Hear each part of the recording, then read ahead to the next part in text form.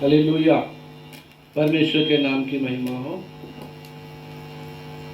अभी हमने गवाहियों को सुना और संडे क्लास के बच्चे लोग वचन बोले और एक स्पेशल सॉन्ग भी अभी हमने सुना, जय बोलो यीशु मसीहा की जय बोलो।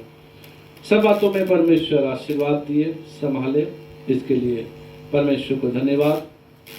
और विशेष करके आज इस महीने का पहला रविवार है।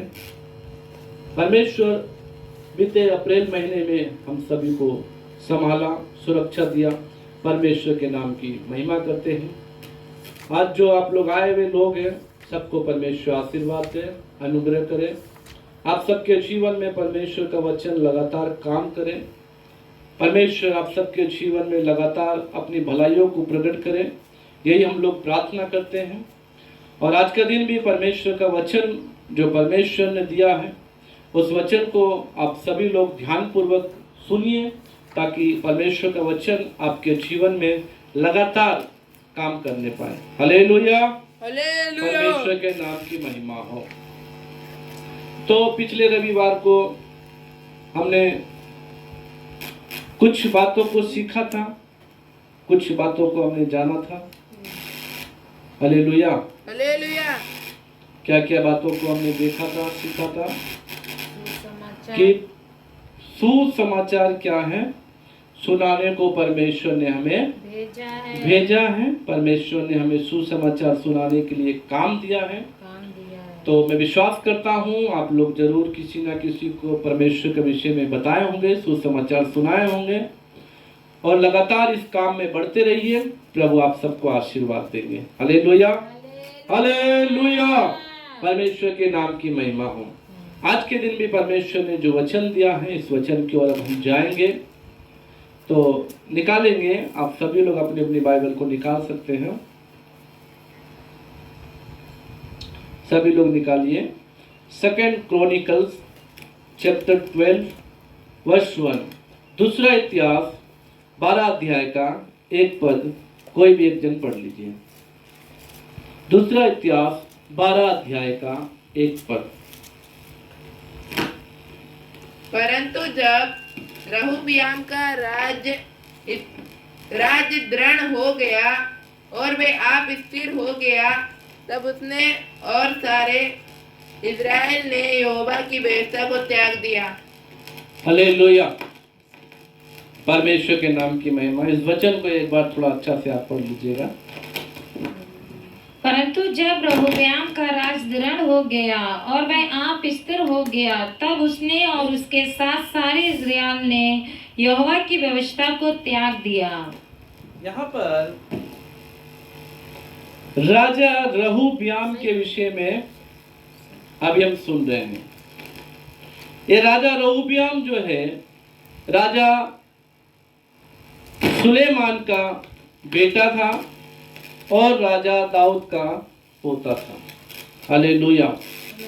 परमेश्वर ने दाऊद से वाचा बांधी कि तेरे गोत्र में सदा गद्दी पर विराजने वाले बने रहेंगे। सुलेमान का जब राज्याभिषेक हुआ, सुलेमान को भी परमेश्वर ने दर्शन दिया। सुलेमान ने प्रार्थना की, हे परमेश्वर, ये भवन जो मैं बना रहा हूं, ये भवन में सदा आप बने रहे।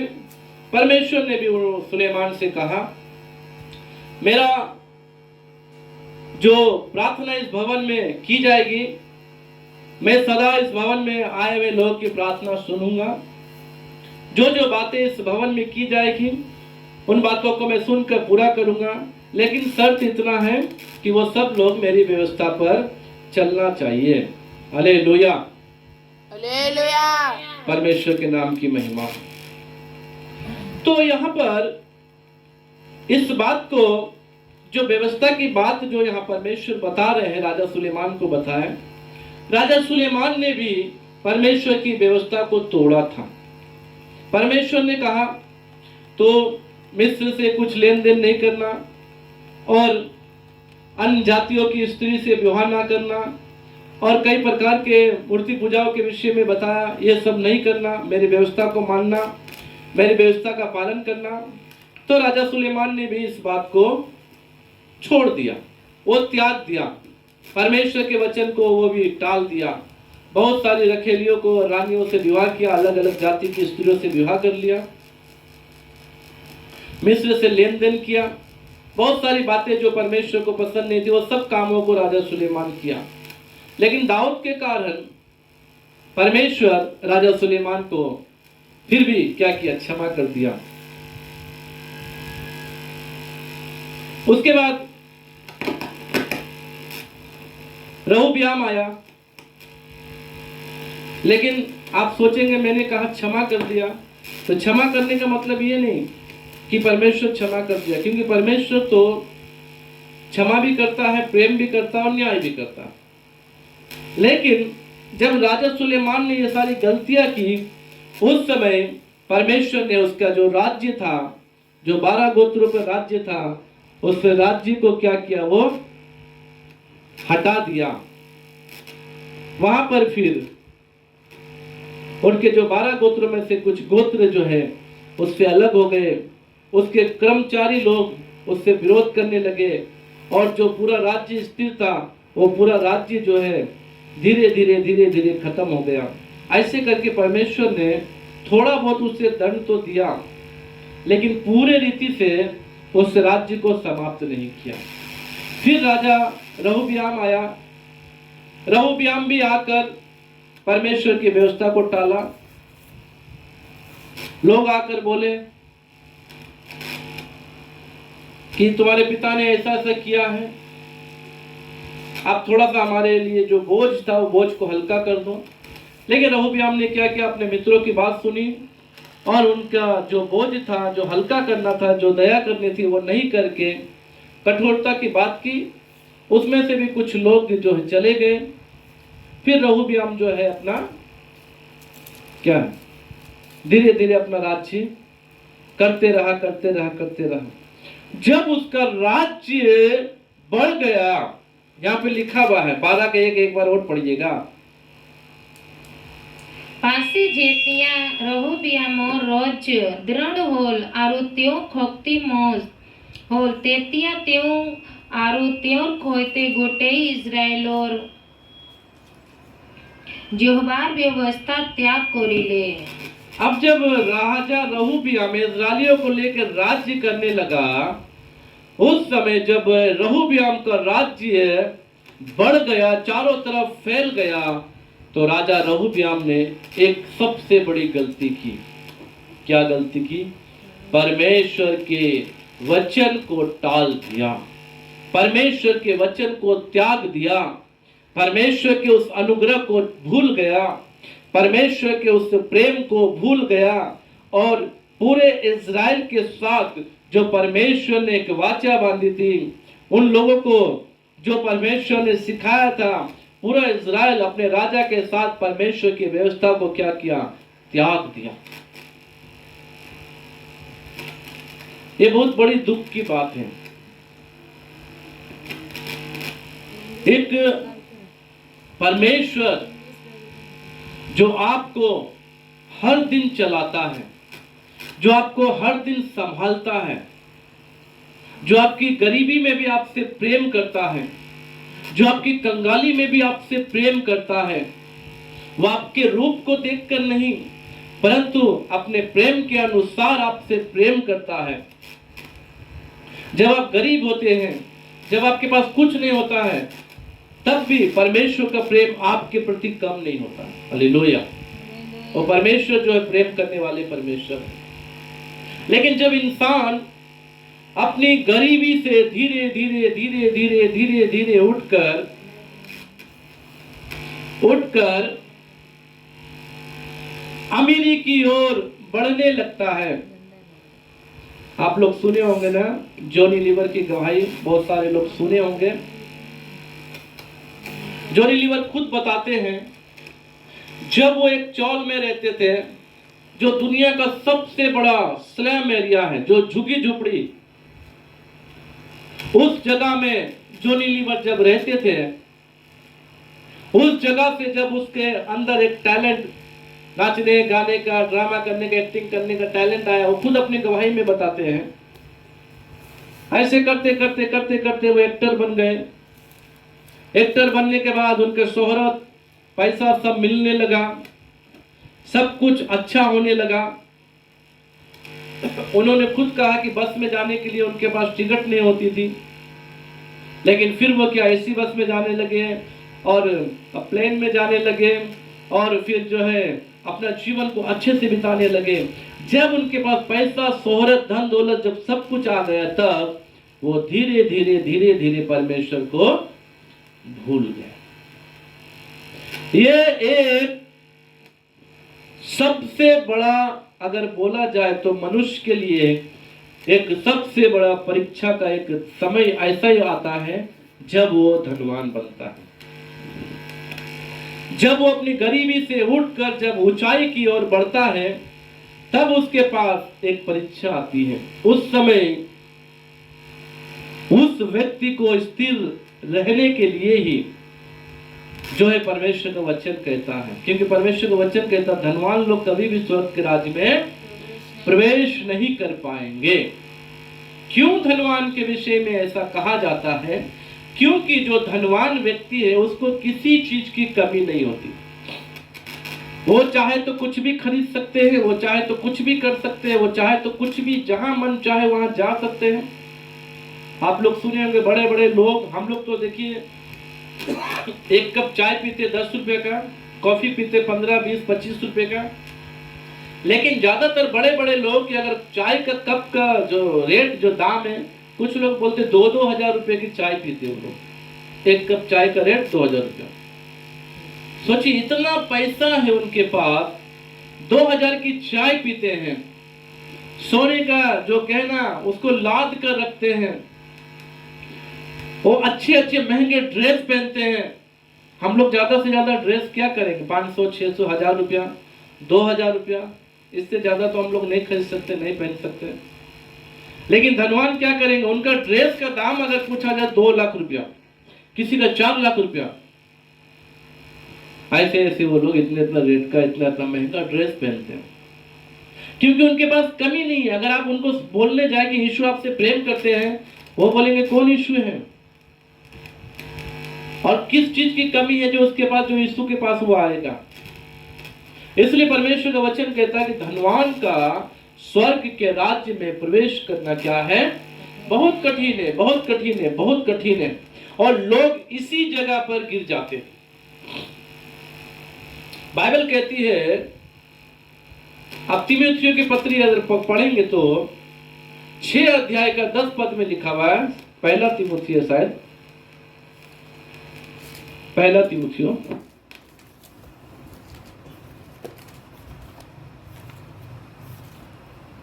पढ़िएगा।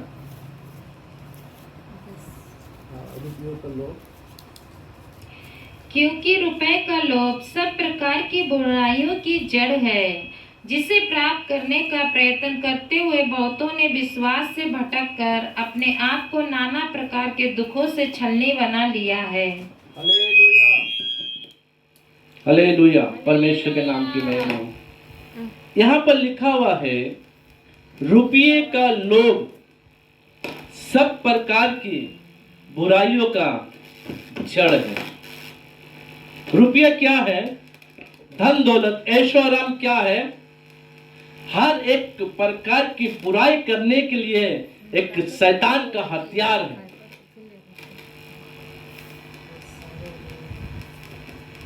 क्या है ये? वेपन ऑफ डेविल, शैतान का ये हथियार है। ये शैतान अपने इसी हथियार के द्वारा आज लोगों को परमेश्वर से अलग कर रहा है। ये सबसे बड़ा हथियार को लेकर इस्तेमाल करता है। आप लोगों को मालूम है प्रभु यीशु मसीह जब बपतिस्मा लेकर ऊपर आए पानी से, और वो जब जंगल में, बयाबान में जब जाने लगे,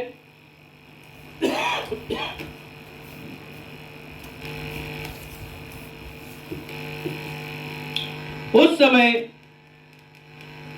शैतान क्या किया? प्रभु यीशु मसीह को ऊपर ले गया कंगूरे पे।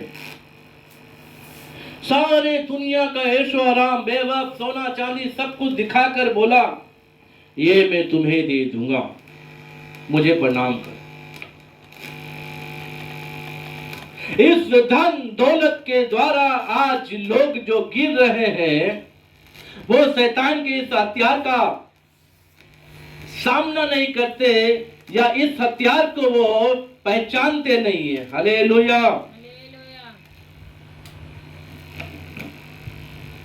ठीक रहोबियाम ने भी इस हथियार को पहचाना नहीं। जैसे उसका राज्य जो बढ़ गया, उसके पास कोई कमी घटी जब नहीं हुई, उस समय वो रहोबियाम क्या किया? परमेश्वर को त्याग दिया। आज बहुत सारे लोग ऐसे ही, आज बहुत सारे लोग ऐसे हैं, धन दौलत आने के बाद, ऐशो आराम आने के बाद, वो फिर उसके अंदर वो बात नहीं रहती। मेरे साथ खुद ऐसा हुआ है।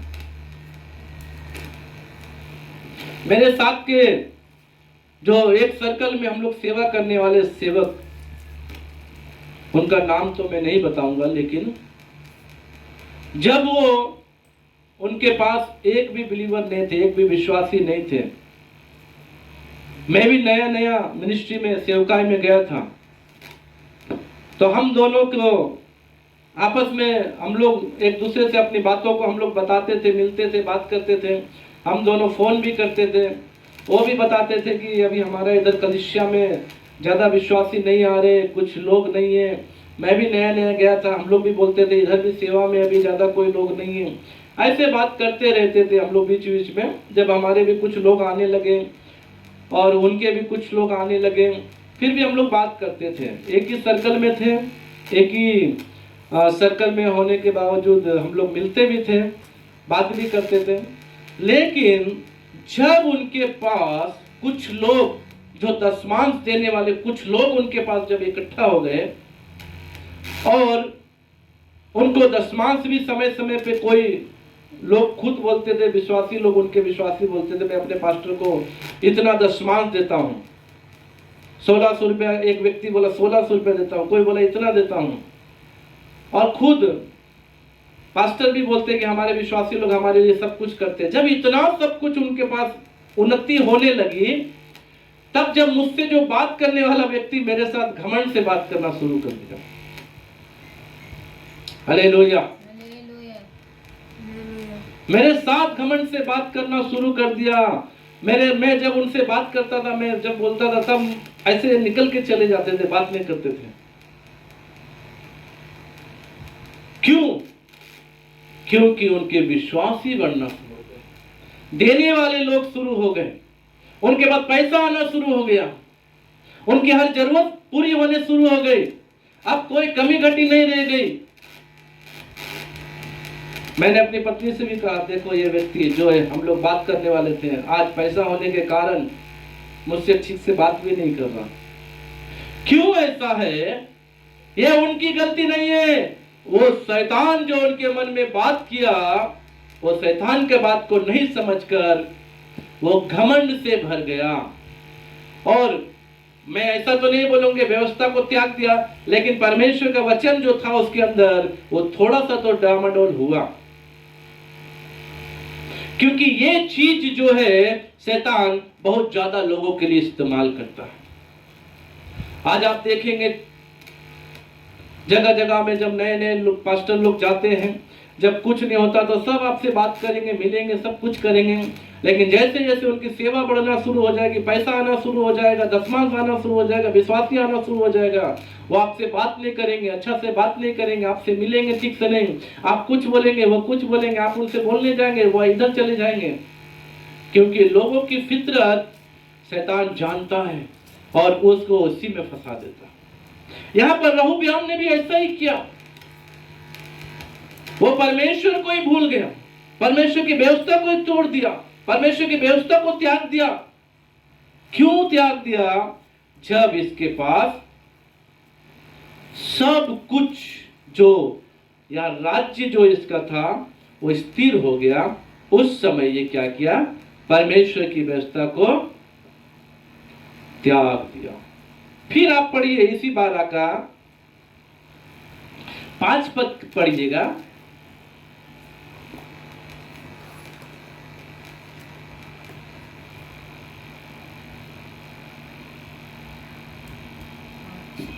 पांच 12 का 5।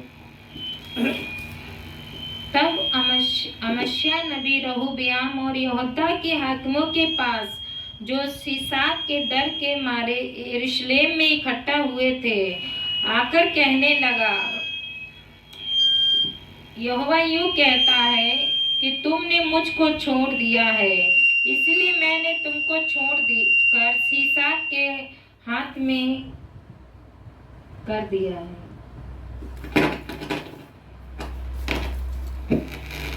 फिर से उसे पढ़िए ध्यान से थोड़ा सा।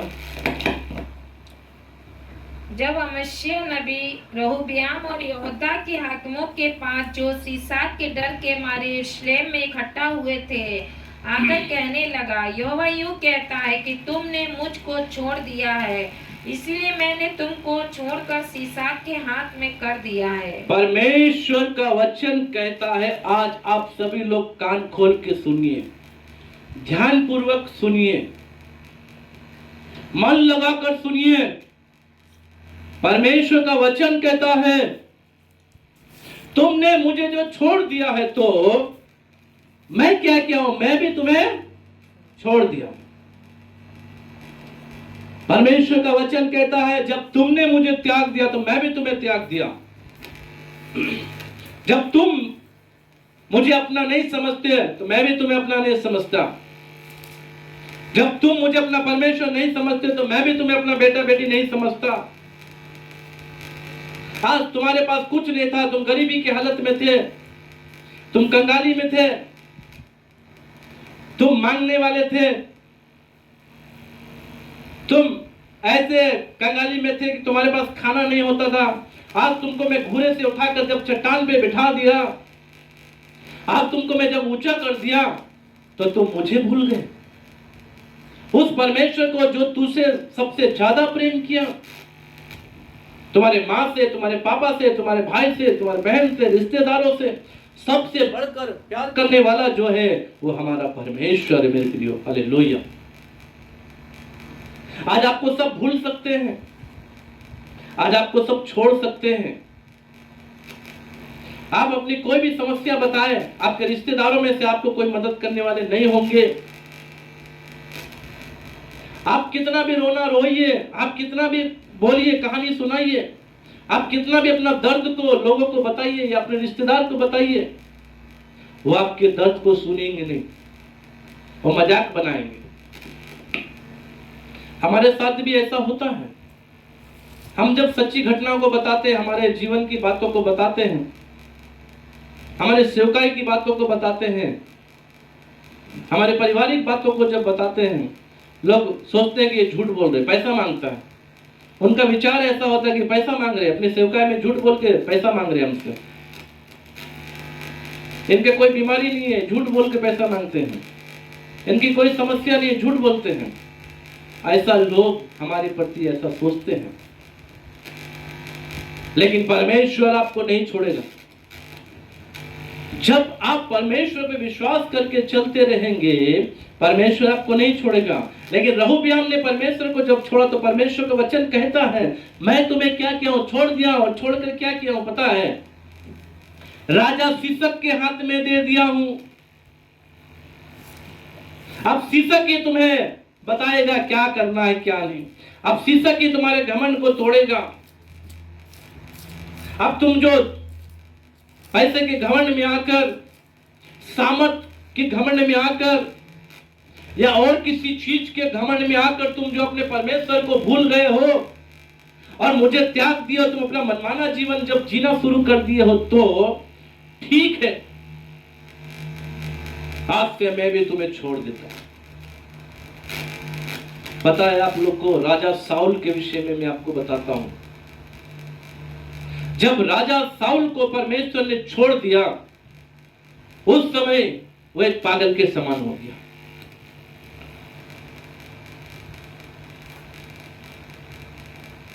सोच रहा कि परमेश्वर मुझे कैसे भी दर्शन दे, परमेश्वर मुझे कहीं से भी जवाब दे, मैं क्या करूं क्या ना करूं। वो भागा भागा मारा मारा फिर रहा है, यहां जाओ वहां जाओ, ऐसे करूं वैसे करूं, कुछ समझ में नहीं आ रहा उसे। ये परमेश्वर का जब नजर हट जाएगा तो आप कितना भी कोशिश करें कि परमेश्वर आपसे बात करे, वो नहीं हो सकता, क्योंकि आप अपने घमंड में परमेश्वर को छोड़े हैं। अगर आप अनजाने में परमेश्वर को भूल गए हैं, फिर अपना पश्चाताप करके परमेश्वर के पास जब आप आ रहे हैं, परमेश्वर आपको जरूर दर्शन देगा। लेकिन घमंड में आकर परमेश्वर को छोड़ने से परमेश्वर भी छोड़ देगा। फिर वचन क्या लिखा हुआ पढ़िएगा आप, इसी दूसरा इतिहास का 15 अध्याय का आप 3 पद पढ़िए। 15 अध्याय का 3 पद पढ़िए।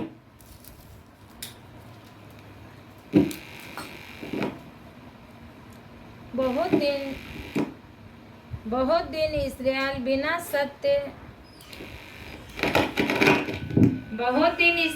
बिना सत्य परमेश्वर के और बिना सिखाने वाले याजक के और बिना व्यवस्था के रहा। हालेलुया,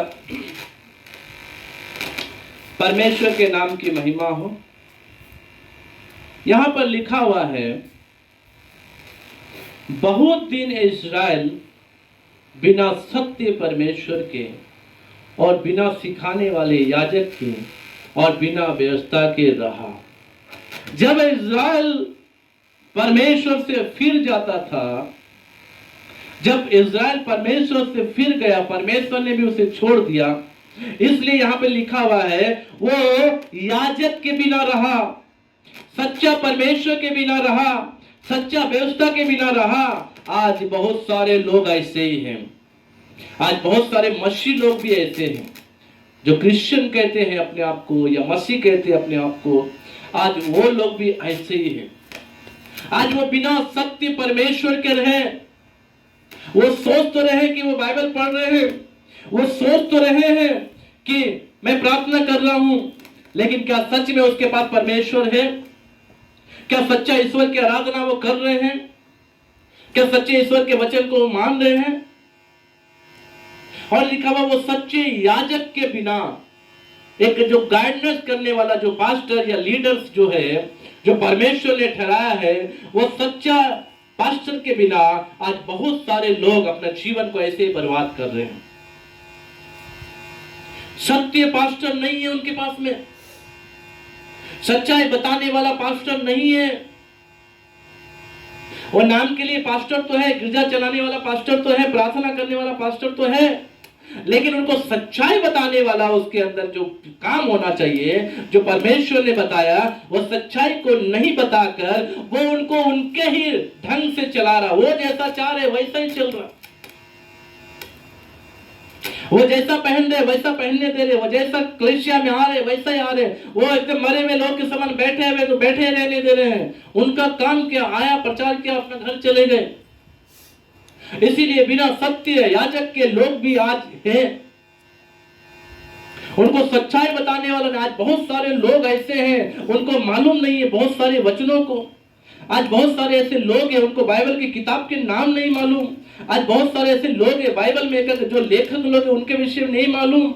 बाइबल के जो भविष्यवक्ता है, जो नबी है, जो कौन कौन लोग आए, किसको किसको परमेश्वर ने चुना है, कौन मूसा है, कौन दाऊद है, कौन अब्राहम, ये नहीं मालूम। आज नए नियम के चेलों के नाम उनको नहीं मालूम, किसके विषय में परमेश्वर क्या कहता है ये नहीं मालूम, क्योंकि सिखाने वाला याजक नहीं है। हालेलुया। देखिए मेरे प्रियो, आप लोगों से परमेश्वर का वचन ये कहता है, यदि आज आप लोग परमेश्वर के भूल जाते हैं तो परमेश्वर भी आपको भूल जाएगा। और जब आप परमेश्वर को छोड़ देंगे तो परमेश्वर की व्यवस्था आपके पास नहीं रहेगी। बाइबल तो होगा, आज ये बाइबल तो हर क्रिश्चियन के पास है, या बोले तो हर मसीह के पास है। ज्यादातर जो पढ़ते हैं, ज्यादातर लोग के पास बाइबल भी नहीं है। आज बहुत सारे लोग गिरजा में आने के समय बाइबल लेके नहीं आते हैं। आज बहुत सारे लोगों के पास बाइबल नहीं है, इसलिए जब उनके पास व्यवस्था नहीं है परमेश्वर को कैसे जानेंगे? कैसे जानेंगे? जब उनके पास परमेश्वर का वचन नहीं है तो कैसे सीखेंगे वो? कैसे सीखेंगे? इसीलिए आप सच्चे ईश्वर के साथ रहें, सच्चे याजक के साथ, पास्टर के साथ रहें। सच्चा परमेश्वर का जो व्यवस्था है उस व्यवस्था को आप अपनाइए। रहोबयाम जब परमेश्वर को छोड़ दिया, परमेश्वर ने उसको छोड़ दिया।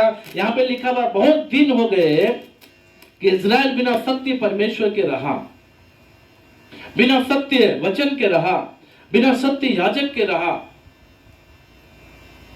क्योंकि परमेश्वर उनके पास नहीं है। वो तो सोच रहा है कि मैं राजा तो हूं, वो सोच रहा है कि मैं राजा हूं, मैं जो चाहे करूंगा, मैं तो गोत्र का हूं, यहूदी गोत्र का हूं मैं। व्यवस्था जो मेरे द्वारा, जो मेरे पिता को, मेरे दादा को दी गई है, वो परमेश्वर पूरा करेंगे, परमेश्वर मेरे साथ है, ऐसा मन में सोचता होगा वो। लेकिन परमेश्वर यहां पर उसको छोड़ दिया, उसके पास कुछ भी नहीं, परमेश्वर का वचन नहीं, परमेश्वर का ज्ञान नहीं, परमेश्वर का पास्टर सच्चा नहीं है, वो अपना मन से, अपना हिसाब से वो चलने वाले लोग हैं। इसीलिए आप लोग, जब आप गरीबी में, जब आप कंगाली में, या जब आपके पास कुछ नहीं हो, या जब आप किसी चीज की जरूरत हो, अगर आपको मिल जाए, कभी कभी कुछ लोग नौकरी के लिए प्रार्थना करवाने आते हैं, कभी कभी कुछ लोग प्रार्थना करवाते हैं, पास्टर जी हमें नौकरी मिल जाए, प्रार्थना कीजिए। क्योंकि वो लोग तो पास्टर को पागल समझते हैं या अपना गुलाम समझते हैं। रात में 10 बजे फोन करो, पास्टर तो पागल है, फोन उठाकर प्रार्थना कर देंगे। लेकिन नौकरी मिलने के बाद पास्टर को फोन भी नहीं करेंगे, पूछेंगे भी नहीं, भूल जाएंगे पास्टर को, बताएंगे भी नहीं और बताएंगे भी नहीं। जब दिक्कत होगी तो आपको 10 बार फोन करेंगे, वो 10 बार आपको बोलेंगे। हमारे पास भी कभी कभी रात को 12 बजे फोन आता है, ऐसा कीजिए पास्टर जी, ऐसा कीजिए पास्टर जी, ऐसा कीजिए सिस्टर। तुरंत हम लोग करते हैं। जब आराम मिल जाता है, जब सब कुछ हो जाता है, तो वो रिपीट फोन भी नहीं करते, बताते भी नहीं। सही बात है। किसी लोग तो अपना संतान होने के लिए प्रार्थना कर दीजिए पास्टर जी, संतान नहीं है घर में। ठीक है, प्रार्थना करने के बाद संतान भी हो गया, वो परमेश्वर को भूल गए, आए अपने घर में संतान को लेकर आराम से बैठे हुए। ऐसे लोग आज क्यों हैं? क्योंकि वो केवल अपना काम निकल आने के लिए ऐसा करते हैं। एक परिवार तो अपना डिलीवरी होने वाला है, प्रार्थना कीजिए सही से हो जाए। ठीक है, प्रार्थना कर दिए, डिलीवरी हो गया, बच्चा हो गया, उसका 3 दिन के बाद हमें बता रहा है। बोलिए क्यों ऐसा हो रहा है? क्योंकि लोग जरूरत के समय प्रार्थना करवाते हैं, जरूरत निकल जाने के बाद फिर कौन किसका भूल जाते हैं, भूल जाते हैं। आप लोग ऐसा ना करें।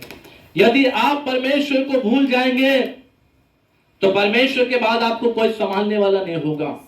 आप रिश्तेदार पे भरोसा रख सकते हैं, भरोसा रखना कोई गलत बात नहीं है, भरोसा रखिए, लेकिन परमेश्वर से बढ़ के नहीं। हालेलुया। पिछले साल की बात मैं बताता हूँ, 2023 की।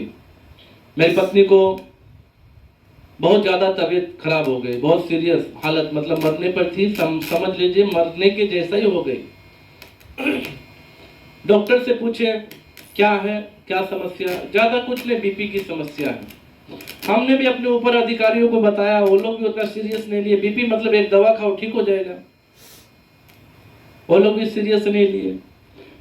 धीरे धीरे बीमार पड़कर ये मतलब सीधा हॉस्पिटल, डायरेक्ट एडमिट होने के समय हमारे पास 1 रुपया भी नहीं है।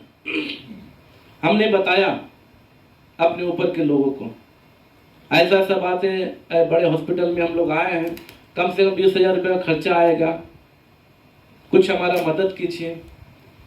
वो लोग भी इतना सीरियस नहीं लिए, क्योंकि बीपी का समस्या तो सभी जानते, थोड़ा बड़ा होगा, 2 रुपया 10 रुपये का दवा खाओ ठीक हो जाएगा। जैसा मैंने पहले ही बताया, कुछ लोग सोचते हैं कि झूठ बोलते हैं ये लोग, इसीलिए वो लोग सीरियस नहीं लिए। उसके बाद एडमिट हो गए, ट्रीटमेंट शुरू हुआ, रात भर अच्छा सलाइन वगैरह चढ़ा, सुबह भी डिस्चार्ज करने का समय आ गया, बिल बढ़ गया, 16,000 कि 18,000 पैसे था। हम लोग सब तरफ जहां हमारे रिश्तेदार, जहां नातेदार जो हमारे हैं, हमारे ऊपर के अधिकारी लोग, सबको फोन कर करके हम लोग 10 बार परेशान कर दिए कि डिस्चार्ज हो गया और हमारे पास पैसा नहीं है, कहीं से भी दीजिए पैसा, डिस्चार्ज करना है। डॉक्टर भी इधर से बोल रहा है कि अरे आप लेके जाइए मरीज को। चारों तरफ हम लोग सबको बोल दिए। कई लोग हमें ऐसा ही सोचे कि ये लोग झूठ बोल रहे हैं, इतना पैसा कहाँ लगेगा, इतना पैसा नहीं होगा। कोई भी मदद नहीं किया, लेकिन मदद कौन किया? परमेश्वर। Hallelujah, hallelujah. परमेश्वर के नाम की महिमा। मेरे प्रियो, परमेश्वर से बड़ा इस दुनिया में कोई नहीं है। आपके रिश्तेदार जरूर धनवान होंगे। आप सोचेंगे कि मेरे रिश्तेदार धनवान हैं, मेरे मामा धनवान है, मेरे मौसी धनवान है, मेरा वो धनवान है, मेरे वो धनवान है, मेरा मदद करेंगे। लेकिन आप जब जरूरत के समय उसके पास आप जाएंगे, आपका मदद कोई नहीं करेगा। मैं आज लिख के देता हूं आप लोगों को, मदद कोई नहीं करेगा, क्योंकि वो सोचेंगे कि मेरा धनवान होने के कारण मेरे पास आए मांगने के लिए, आपका मदद नहीं करेंगे। लेकिन जब आप घुटनों में आकर परमेश्वर के सम्मुख बैठ जाएंगे ना, आपको जो लोग नहीं जानते हैं वो पैसा भेजेंगे खुद आपको। Hallelujah, hallelujah, hallelujah. परमेश्वर के नाम की महिमा हो। एक बार ऐसे ही हमारे घर में ऐसा ही दिक्कत आ गया, पैसा बिल्कुल भी नहीं है, 1 रुपया भी नहीं। और कुछ पास्टर लोग भी हमारे घर में आए थे। उस समय हमारे पास उनको अच्छा से खिलाने के लिए भी कुछ नहीं था, पैसा भी कुछ नहीं, क्या करे क्या ना करे। बाहर से कुछ विश्वासी लोग भी आए थे। उस समय हम लोग ऐसे ही सोच रहे, प्रभु क्या करें। उससे 4-5 दिन या 1 सप्ताह पहले से पैसा नहीं हमारे पास। लोग बोल दिए कि हम लोग आएंगे, बाहर से आ रहे हैं, क्या करें क्या ना करें। सोच रहे हैं, कहीं से भी उपाय नहीं हुआ।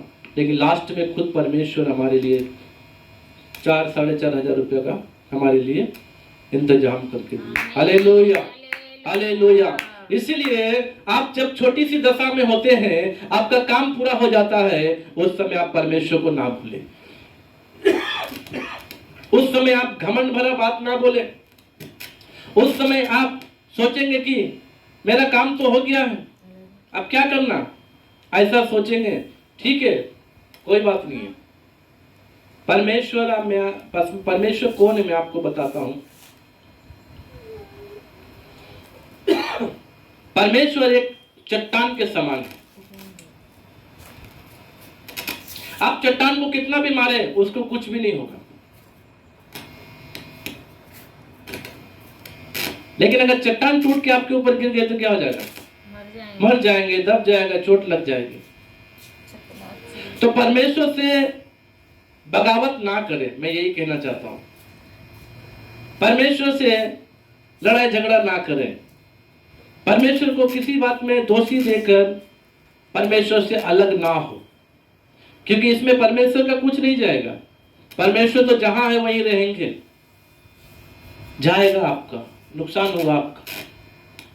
हालेलुया। रहोबियाम ऐसे घमंड में आकर परमेश्वर को छोड़ दिया। परमेश्वर का क्या हुआ? कुछ नहीं, वो तो जहां है वहीं है वो। ठीक है, तुम मुझे छोड़ दिए तो लो, मैं तुम्हें दूसरे के अधीन कर देता हूं। और वो दूसरे का अधीन हो गया। इसलिए परमेश्वर का वचन आप लोगों से क्या कहता है, इसको आप लोग ध्यानपूर्वक सुनते रहिए। हालेलुया। लेकिन सुनकर आप यहां से इस बात को ना भूल जाए, इस बात को मन में रखें, इस बात को ध्यान में रखें। परमेश्वर का वचन कहता, पढ़िए कोलोसियंस चैप्टर 3 वर्स 1 to 12।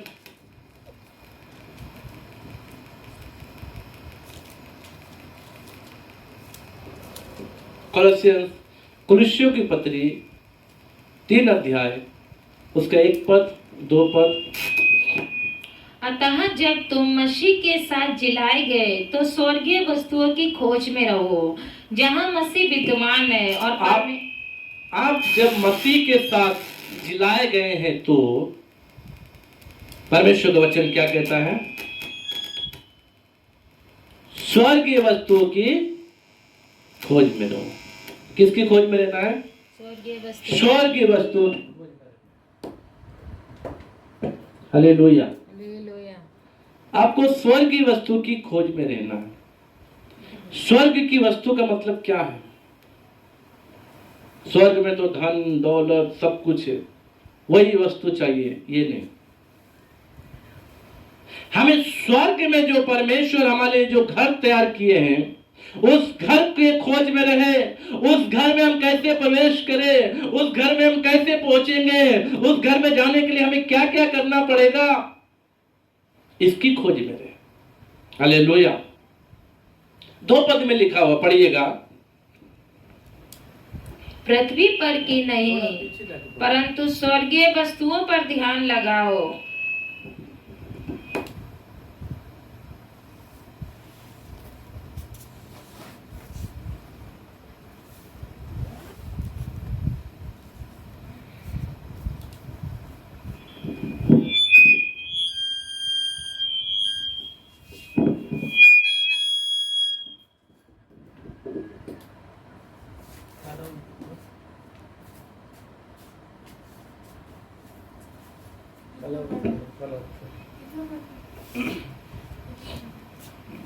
कुलुस्सियों 3:2। पृथ्वी पर की नहीं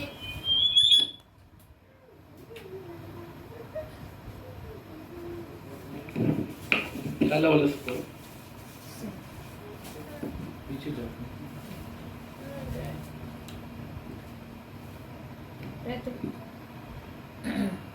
पृथ्वी पर की नहीं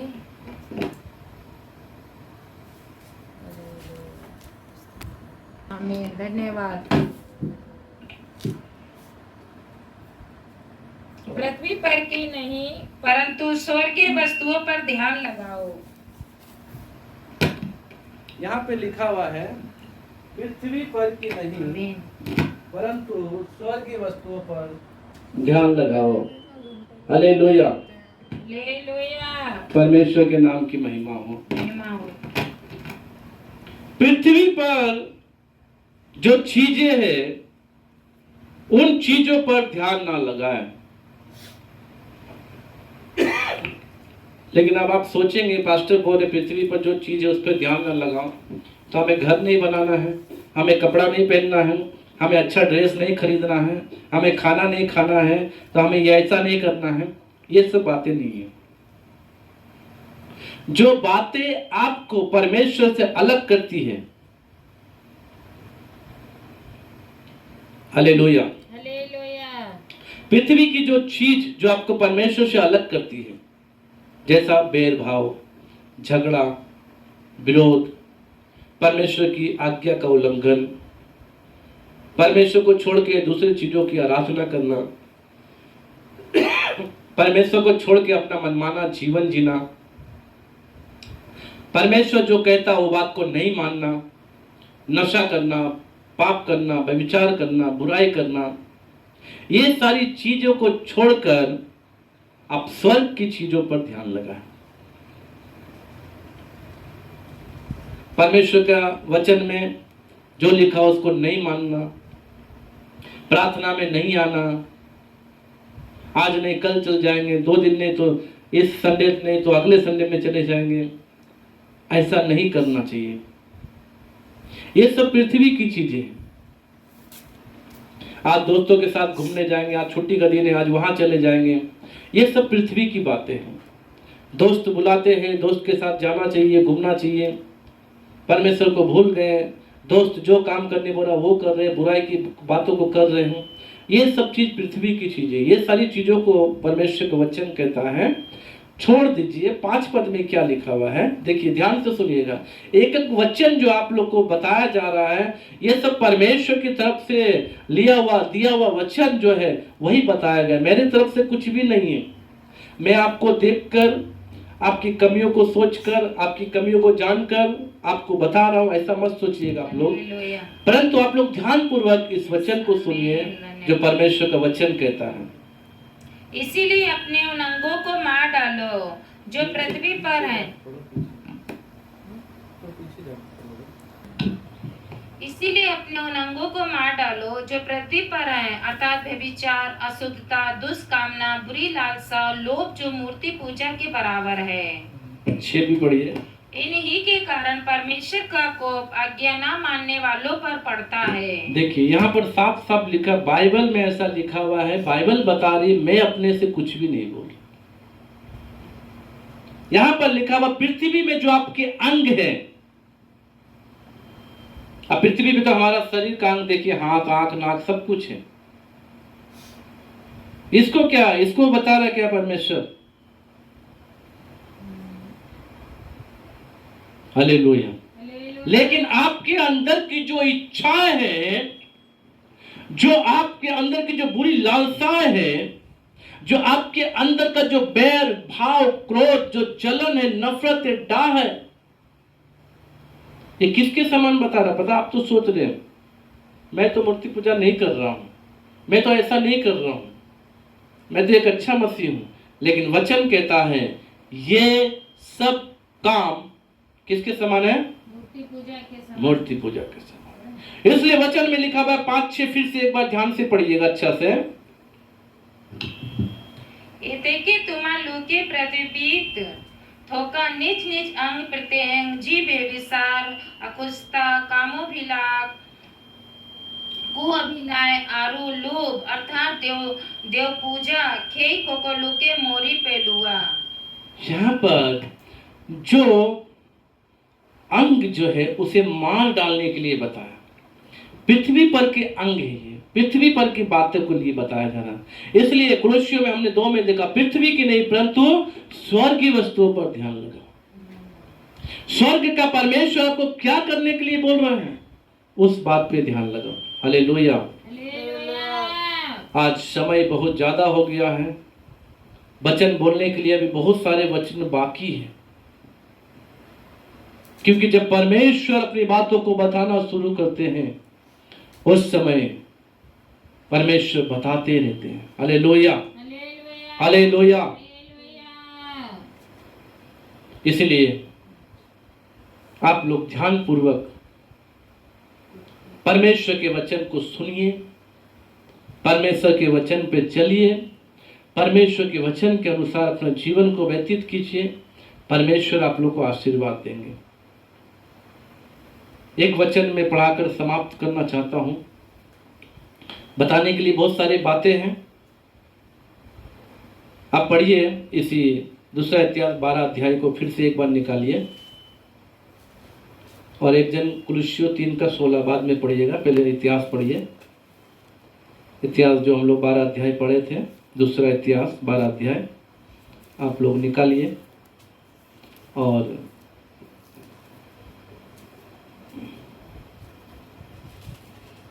से आगे पढ़िए, 12 का 6 से आगे। तब इस्राएल के हाकिम और राजा दीन हो गए और कहा यहोवा धर्मी है। यहाँ पर जो धर्मी का शब्द जो आ रहा है, ये कौन राजा के विषय में आ रहा है? रहूबियाम के विषय में। ये रहूबियाम जब उसका राज्य बढ़ गया तो वो परमेश्वर को भूल गया। जब परमेश्वर को वो भूल गया, परमेश्वर ने भी उसे छोड़ दिया, राजा शीशक के हाथ में कर दिया। ये सब बातों को जब रहूबियाम ने देखा तब वो क्या हुआ? दीन हो गया। दीन का मतलब नम्र बन गया। उस बुराई को त्याग दिया जो वो घमंड में आके किया था। उस पाप को वो छोड़ दिया जो अपने घमंड में आके किया। उस समय वो समझ गया कि मेरा परमेश्वर ही मुझे बचा सकता है, मेरा परमेश्वर ही मुझे स्थिर कर सकता है, मेरा परमेश्वर ही मुझे इस राजा से छुड़ा सकता है। इसलिए जब रहूबियाम दीन हो गया तो आगे पढ़िए क्या हुआ? 7 पद। जब यहोवा ने देखा कि वे दीन हुए हैं, तब यहोवा का ये वचन समाया के पास पहुंचा, वे दीन हो गए हैं, मैं उनको नष्ट न करूंगा, मैं उनका कुछ बचाव करूंगा और मेरी जलजलाहट शीशक के द्वारा यरूशलेम पर ना भड़केगी। यहाँ पर परमेश्वर देखा रहूबियाम मुझे छोड़ दिया, क्योंकि परमेश्वर ऐसे ही कभी किसी को नहीं छोड़ते, याद रखिएगा आप लोग। आज जब आप लोग के ऊपर कोई कोई समस्या जब आती है, जब आपको प्रार्थना का उत्तर नहीं मिलता है, जब आपके जीवन में कुछ कमी आ जाती है, आप सोचते हैं परमेश्वर मुझे छोड़ दिया, मैं तो लगातार चर्च जा रहा हूं, मैं तो लगातार दान दे रहा हूं, मैं तो लगातार दशमांश दे रहा हूं, मैं तो ऐसा कर रहा हूं, मैं तो वैसा कर रहा हूं, फिर भी मेरा आशीष नहीं मिल रहा। आप उस समय अपने आप को जांचिए, इतना ही कहना चाहूंगा मैं। उस समय आप सोचिए कहीं आपसे कुछ गलती तो नहीं हुई, कहीं आपने परमेश्वर के विरुद्ध में कुछ पाप तो नहीं किया, कहीं आपने कुछ परमेश्वर के विरुद्ध में ऐसा काम तो नहीं किया जिसके कारण परमेश्वर भी आपको छोड़ दिया है। जब रहोब्याम को मालूम चला तब वो दीन बन गया, नम्र बन गया। फिर परमेश्वर ने देखा ये रहोब्याम जो है दीन बन गया, इसलिए मैं उसे नष्ट नहीं करूंगा। हालेलुया बोलेंगे, हालेलुया। परमेश्वर के नाम की महिमा हो। आज हमारा परमेश्वर हमें सब विपत्ति से छुड़ाने वाला परमेश्वर है, हमें गरीबी की हालत से चट्टान पे बिठाने वाला परमेश्वर है। आपके पास जब खाने को नहीं होगा उस समय आपको भोजन देने वाला परमेश्वर है वो। आपको जब कोई पूछने वाला नहीं होगा उस समय आपको संभालने वाला परमेश्वर है वो। आपकी रक्षा करने वाला परमेश्वर है वो। आपको लेके चलने वाला परमेश्वर है वो। हालेलुया। क्योंकि वही एक मात्र ऐसा है जो हमारे सबसे बढ़कर, जो रिश्तेदार, पति पत्नी, भाई बहन, माता पिता, सगे संबंधी, सबसे बढ़कर केवल एक ही है, वो है परमेश्वर। हालेलुया। इसलिए आप अपने घमंड में आकर परमेश्वर को कभी भी ना भूलें। परमेश्वर अनुग्रहकारी है, दयालु है, आपको क्षमा जरूर करेगा। जैसा रहोब्याम को यहाँ पर क्षमा किया, परमेश्वर उससे नष्ट नहीं किया। परमेश्वर ने उसके राजा को क्या किया, उसका जलजलाहट भड़कने नहीं दिया यरूशलेम पर, परमेश्वर ने सहायता किया। हालेलुया। इसलिए कोलोसियन 3:16 में अभी हमने जो देखा उसको पढ़ लीजिए एक बार।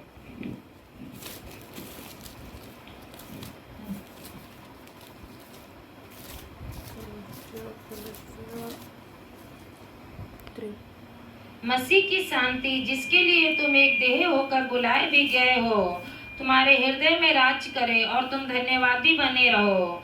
मसीह के वचन को अपने हृदय में अधिकाई से बसने दो और सिद्ध ज्ञान सहित एक दूसरे को सिखाओ और चिताओ, और अपने अपने मन में अनुग्रह के साथ परमेश्वर के लिए भजन और स्तुति गान और आत्मिक गीत गाओ। 17 में पढ़ लीजिए। वचन में या काम में जो कुछ भी करो सब प्रभु यीशु के नाम से करो और उसके द्वारा परमेश्वर पिता का धन्यवाद करो। Hallelujah, hallelujah. परमेश्वर का वचन कहता है परमेश्वर ने अपनी शांति में आपको एक देह होने के लिए बुलाया है। इसीलिए मसीह का जो वचन है उस वचन को अपने हृदय में अधिकार से बसने दो, अधिकार पूर्ण बसने दो। हालेलुया।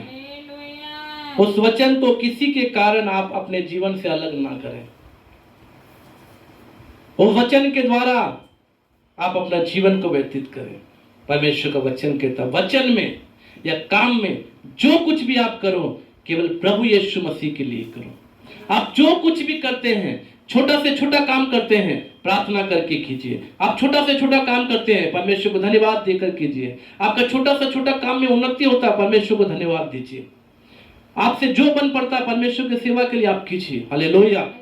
इसीलिए परमेश्वर ने देखा जब रहोब्याम दीन हो गया, परमेश्वर ने भी उसको आशीष दिया। आप लोग के जीवन में भी अगर कोई ऐसी बात है, आज ही इस रविवार की आराधना में छोड़कर नम्र दीन बने, परमेश्वर का जो वचन है अपने हृदय में बसने दें, परमेश्वर आपको आशीर्वाद देगा। आइए हम सब अपनी आंखों को बंद करेंगे, प्रार्थना करेंगे। Hallelujah. Praise the Lord, praise the Lord, praise the Lord, praise the Lord. Thank you Jesus, thank you master. Hallelujah, hallelujah. Praise glory Lord Jesus. Hallelujah. महिमा होवे राजा। हालेलुया। आपकी प्रशंसा होवे प्रभु जी, आप महान परमेश्वर है। हे प्रभु, यहाँ बैठे हुए हर एक लोगों के लिए प्रार्थना करते प्रभु जी। अगर कोई अपने घमंड में आकर या धन के हालेलुया कारण या किसी काम बनने के कारण या किसी बात के कारण प्रभु आपको छोड़ दिए हैं, तो परमेश्वर पिता इन सबको क्षमा करें। आज जैसे रहोब्याम नम्र और दीन बन गया, वैसे प्रभु एक एक लोग नम्र और दीन बनकर अपने गलती की क्षमा मांगकर ओ प्रभु आपके पीछे चले हैं। जैसे निनवे के लोग और नष्ट किए जा रहे थे, लेकिन जब उसने सुना कि 40 दिन में निनवे नगर नाश हो जाएगा, सबके सब टाट तोड़कर और राख डालकर उपवास में बैठ गए। परमेश्वर ने उनकी नम्रता और दीनता को देखा, निनवे नगर को बचा लिया। आज जितने लोग इस वचन को सुन रहे, परमेश्वर पिता उन सब के जीवन को बदल दीजिए, उन सब के घमंड को दूर कर दीजिए, उन सब के मन में प्रभु हालेलुया काम करे और वो लोग शैतान के इस हथियार को समझने पाए, जो कि एक हथियार के समान उनके मन में घमंड डालकर परमेश्वर से जो शैतान अलग कर रहा है, इस हथियार को समझकर प्रभु आपकी व्यवस्था को त्याग कर नहीं, परंतु आपकी व्यवस्था को प्रभु ध्यान पूर्वक लेकर अपने हृदय में आपके वचन को बसने दे और प्रभु आपके वचन के अनुसार जीने पाए। आज जो भी आपसे अलग किए हुए लोग हैं, जो प्रभु अपने घमंड में, बुराई में, पाप में, संसार में, पृथ्वी की बातों को लेकर जो आपको छोड़ दिए हैं, उन सबको फिर से प्रभु परमेश्वर आप अपने पास लेकर आने के लिए आपसे प्रार्थना करते हैं। एक एक लोग प्रभु हालेलुया आज अपने आप को नम्र और दीन करें, अपनी गलतियों की क्षमा मांगकर आपके पास आए, क्योंकि आप दया करने वाले परमेश्वर, आप अनुग्रह करने वाले परमेश्वर है, आप प्रेमी परमेश्वर है, आप क्षमा करने वाले परमेश्वर है। जैसे आपने रोब्याम को क्षमा किया, वैसे प्रभु हर एक को क्षमा कर, हर एक के जीवन में काम कर। आपके हाथों में सौंपते हुए प्रार्थना यीशु मसीह के नाम से मांगते हैं, आमीन।